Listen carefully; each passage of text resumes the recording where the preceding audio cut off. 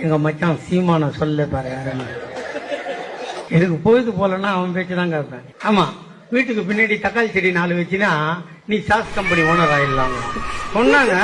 அவன் யூடியூப் எடுத்து பாருங்களேன் நீங்க. ஆமா, நீ பச்சை மிளகா செடி வச்சுனா சில்லி சாஸ் கம்பெனி ஓனர். இதை விட கூத்துன்னா அவன் உட்காந்துருந்தானா இந்த கராத்தே போட்டி நடக்கும்போது யாரோ உள்ள கூட்டு விட்டாங்களாம் அவனை. அவன் ஓடி ஓடி ஓடி ஓடி ஓடும், எல்லாம் பார்த்து சிரிச்சானா. என்ன இவன் பயந்து ஓடுறான்னு. ஆனா அவன் பயந்து ஓடலையான். அவன் டயர்ட் ஆகட்டும்னு இருந்து பிளாக் பெல்ட் வாங்கினவன் பச்சை பெல்ட் வாங்கின ஒரே அடி எல்லாம் விழுந்துட்டான். இதுவாது பாதி கற்பனை.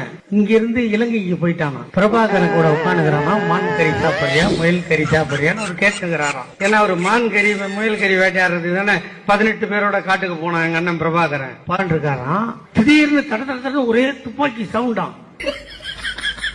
ராணுவம் சுடுதான். அதுல இருக்கிற விடுதலை புலி